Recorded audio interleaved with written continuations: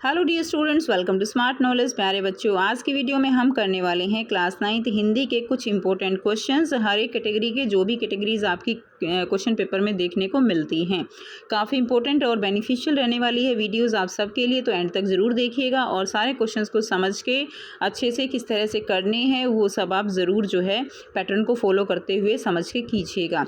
करते हैं स्टार्ट। तो फर्स्ट क्वेश्चन जो आपको दिया गया है वो है गद्यांश को ध्यानपूर्वक पढ़कर उस पर आधारित दिए गए प्रश्नों के सर्वाधिक उपयुक्त उत्तर वाले विकल्प चुनने हैं।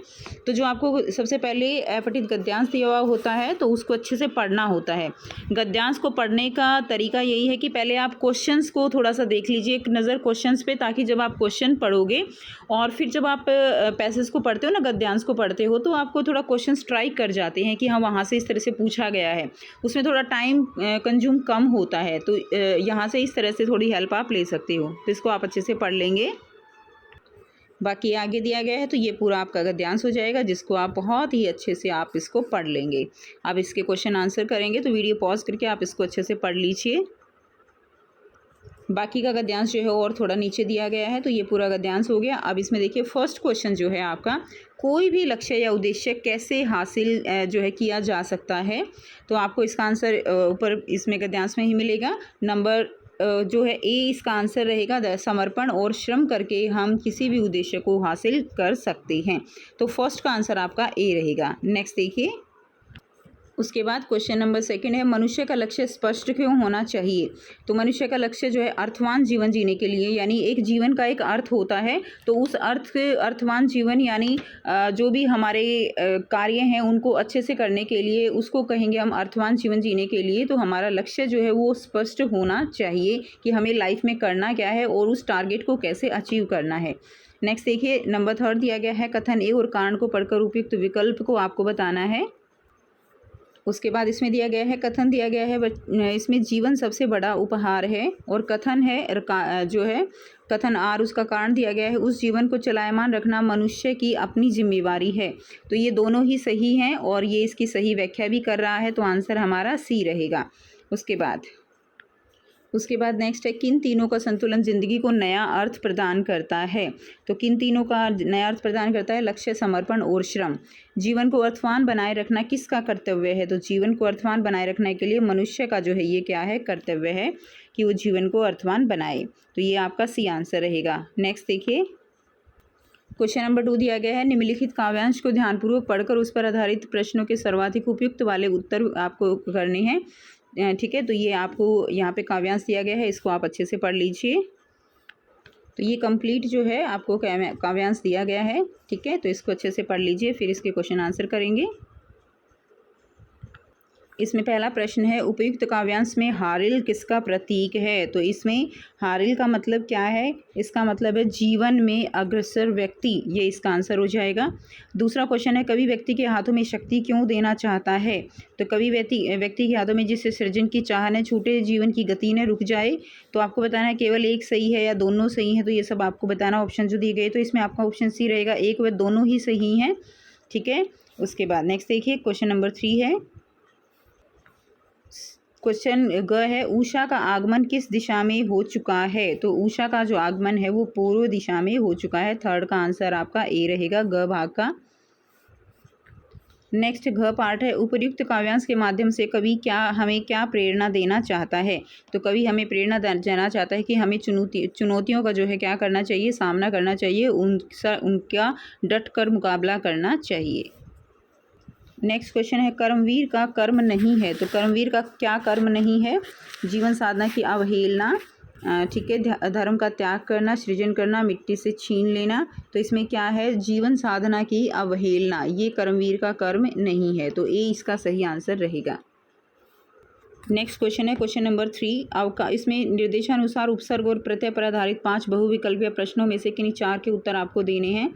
तो क का आंसर आपका रहेगा, देखिए, अवकाश शब्द में क्या उपसर्ग है। तो अवकाश में उपसर्ग क्या है, उपसर्ग होते हैं जो आगे लगते हैं मूल शब्द के, और प्रत्यय होते हैं जो पीछे लगकर उसका मतलब बदल देते हैं। ठीक है, तो इसमें उपसर्ग लगाना है, बताना है। तो अवकाश में अव जो है वो क्या हो जाएगा, उपसर्ग हो जाएगा।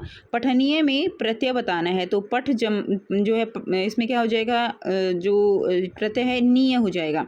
पठ प्लस में नीय, तो ए इसका सही आंसर हो जाएगा। नेक्स्ट देखते हैं। नेक्स्ट क्वेश्चन देखिए, इक प्रत्यय वाला शब्द क्या है? तो इसमें इक किस में लगा हुआ है? तो आप पढ़ के देखिए, भलाई, गरीबी, चमकीला, धार्मिक, इक। तो बोलने में इक किस में आ रहा है? सी में आ रहा है ना, धार्मिक। तो इक प्रत्यय वाला शब्द कौन सा हो जाएगा? धार्मिक हो जाएगा। घ में है परि उपसर्ग लगा हुआ शब्द जो है वो आपको यहाँ पर बताना है।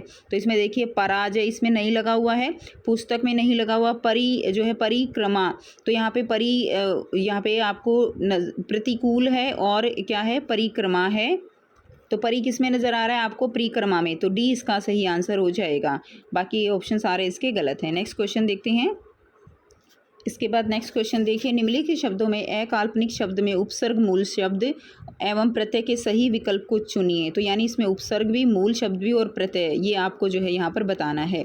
ठीक है, तो इसमें देखिए अकाल्पनिक, तो इसमें क्या हो जाएगा?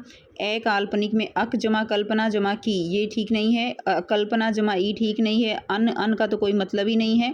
ठीक है, और एक और बात मैं आपको बता दूं बेटा, कि जब भी अगर मान लो आपको इसमें नहीं आता कि इसमें क्या ठीक होगा और आप तुक्का लगाने की कोशिश करोगे, पहले तो एमसीक्यू बिल्कुल छोड़ के नहीं आने होते कोई भी क्वेश्चन इस तरह से। उसमें कोशिश कीजिए कि आप कोई ना कोई आंसर ज़रूर मार्क करें। अब बात करते हैं कि आंसर मार्क करेंगे तो किस तरह से मार्क करना होता है। तो आप उसके अंदर तुक्का लगाने की जो स्ट्रैटेजी है वो थोड़ा सा ज़रूर लगाइए। पहले तो जो बिल्कुल नहीं हो सकते, देखिए कुछ भी है तो उसमें थोड़ा बहुत तो आइडिया एमसीक्यूज़ में हो जाता है कि ये आंसर तो बिल्कुल नहीं हो सकता इस तरह का, तो उसमें कुछ ऑप्शन कम कर लीजिए ताकि आपकी आंसर करने की प्रोबेबिलिटी जो है वो बढ़ जाए। तो इसमें अगर हम इसमें सबसे पहले अगर हम काटने का सोचें तो इसमें मूल शब्द बताना है, उपसर्ग बताना है और प्रत्यय।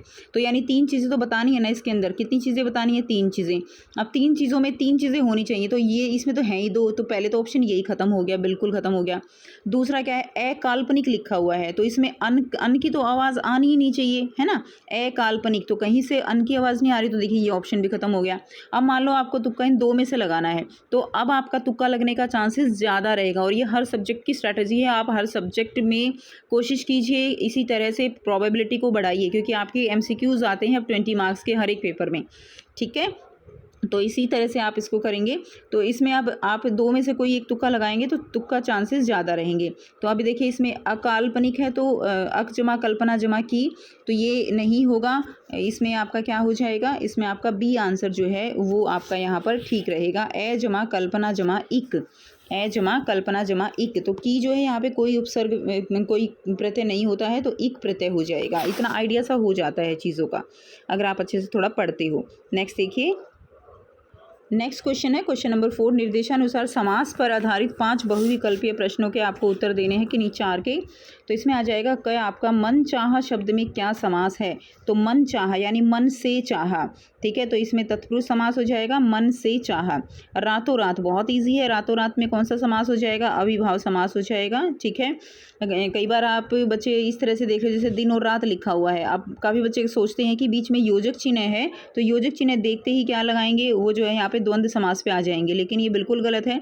द्वंद्व समास का पहचान करना, द्वंद्व समास में योजक चिन्ह के साथ साथ जो भी 2 शब्द दिए होते हैं वो एक दूसरे के लगभग विलोम टाइप में होते हैं, जैसे माता पिता, चाचा चाची, दिन रात, ऐसे होती हैं। लेकिन अविभाव समास में क्या होगा? जैसे रातों रात, दिनों दिन, इस तरह से आपको देखने को मिलेगा। तो थोड़ा सा यहाँ से आप पहचान कर सकते हो। ठीक है, तो इसमें हमारा कौन सा समास हो जाएगा? इसमें अविभाव समास हो जाएगा, जिसमें उत्तर पद जो है वो क्या होता है? प्रधान होता है। अव्यय जो है वो प्रधान होता है।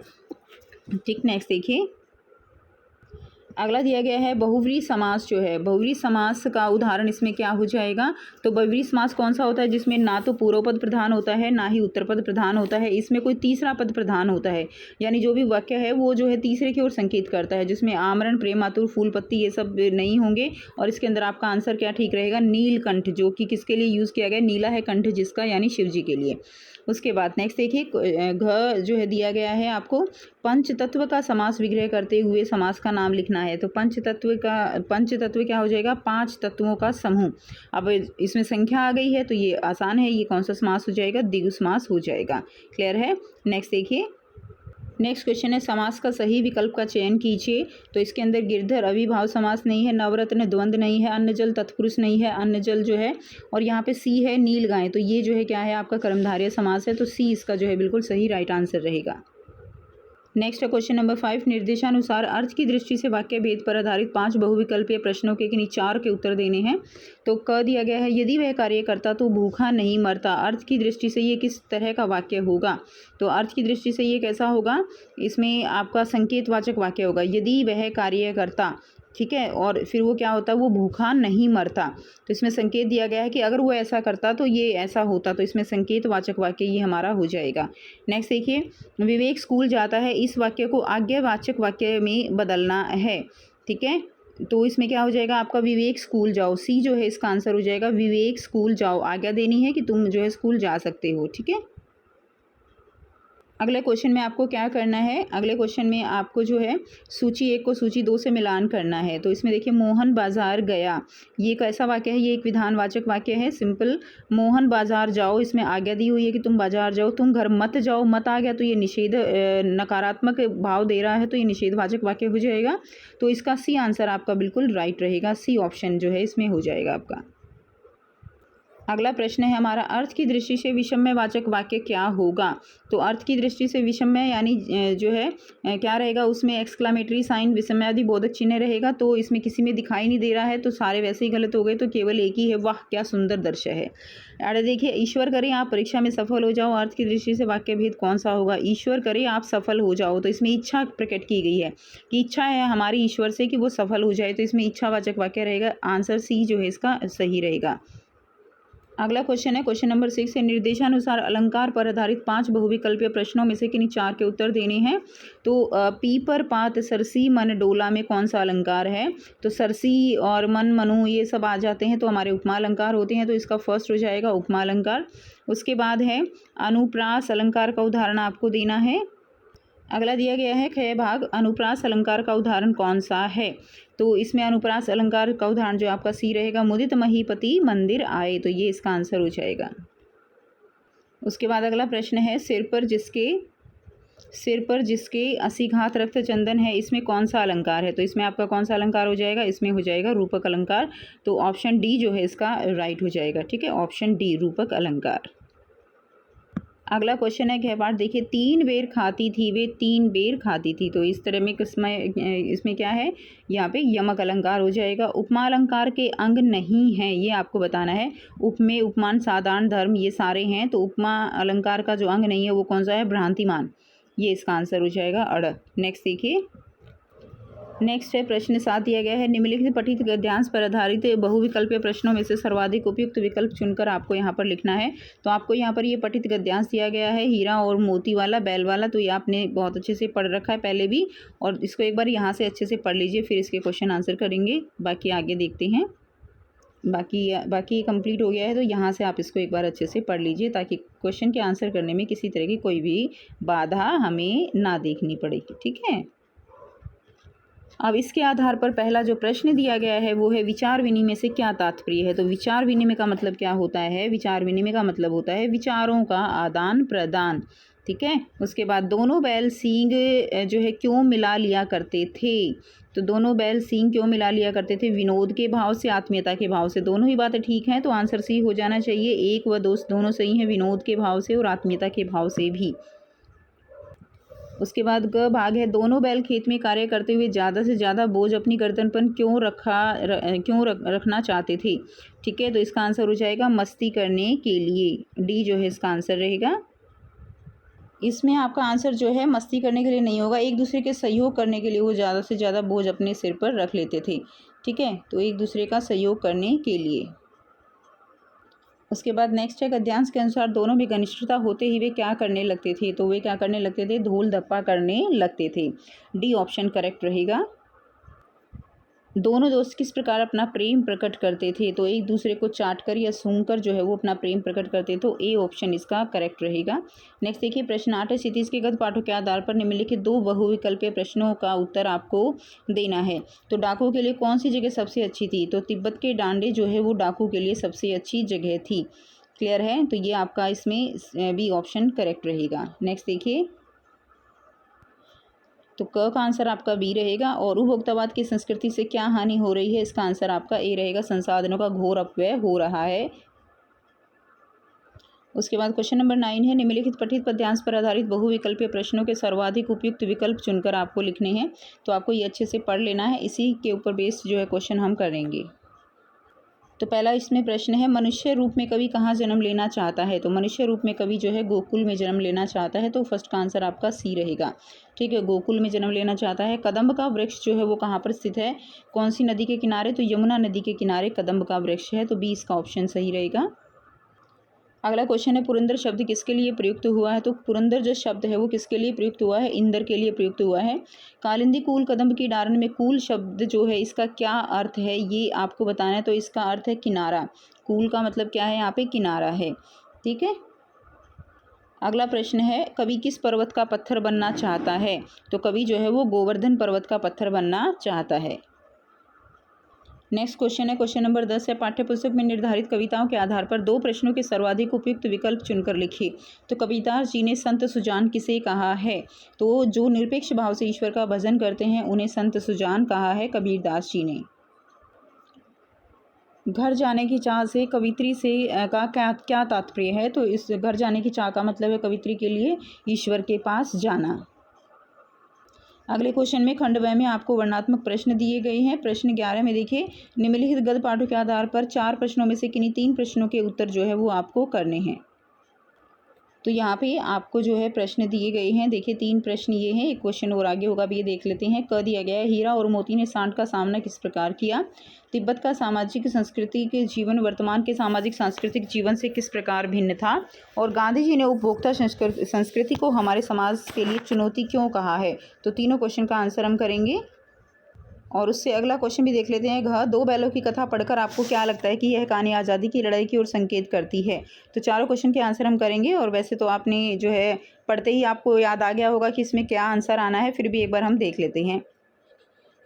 तो जो पहला क्वेश्चन है उसका हम फर्स्ट का लिख देंगे, संगठित होकर योजना बनाकर। इसी को आपको थोड़ा सा और इलेबोरेट करके लिखना था, तो ये मैं आपको बुलेट पॉइंट दिखा रही हूँ। सेकंड है, छुआछूत और भेदभाव नहीं था, वहाँ पर हथियार का कानून नहीं था। और थर्ड है, ग का आंसर, नैतिकता और मर्यादा का ह्रास, स्वदेशी का प्रयोग संस्कृति के लिए खतरा। ठीक है, तो ये चीज़ आ जाएगी। और घ में है, अप्रत्यक्ष रूप से संकेत, शोषण का शिकार, स्वतंत्रता के लिए संघर्ष। तो इन्हीं पॉइंट्स को ध्यान में रखते हुए आपको आंसर पूरा करना था। नेक्स्ट देखिए, उसके बाद है प्रश्न 12। इसमें भी आपको 4 प्रश्न में से, उसके बाद प्रश्न 12 में आपको 4 प्रश्नों में से किन्हीं 3 प्रश्नों के उत्तर करने थे। तो ये चारों प्रश्न आपको दिए गए हैं। आपके विचार से कवि पशु पक्षी और पहाड़ के रूप में श्री कृष्ण का सानिध्य क्यों प्राप्त करना चाहता है? कबीर ने ईश्वर प्राप्ति के लिए किन प्रचलित विश्वासों का खंडन किया है? कवित्री द्वारा मुक्ति के लिए किए जाने वाले प्रयास व्यर्थ क्यों हो रहे हैं? और कबीर ने ज्ञान प्राप्ति हेतु किस मार्ग के अनुसरण पर जोर दिया है? तो इन चारों क्वेश्चन के आंसर आपको करने हैं। तो इसमें फर्स्ट क्वेश्चन का आंसर आप लिख लेंगे, कृष्ण के प्रति अन्य प्रेम और श्रद्धा के कारण निकटता प्राप्त करने के लिए भक्ति भावना से। ठीक है, उसके बाद ख का आंसर आपका हो जाएगा, बाह्य आडंबर, मंदिर मस्जिद में नहीं, प्रत्येक श्वास में ईश्वर। ग है, प्रयास सही दिशा में नहीं है, उम्र जीवन बीतता जा रहा है, प्रयासों में सच्चाई का अभाव है। और घ रहेगा, हठयोग की बजाय सहज साधान पर बल, संसार कुत्ते के समान है। तो ये जो है बुलेट पॉइंट्स हैं, इन्हीं के अनुसार आपको आंसर अपने आप से लिखना है।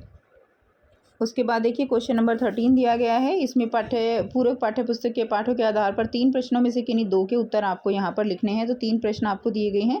आपदाओं से निपटने के लिए अपनी तरफ से कोई सुझाव दीजिए।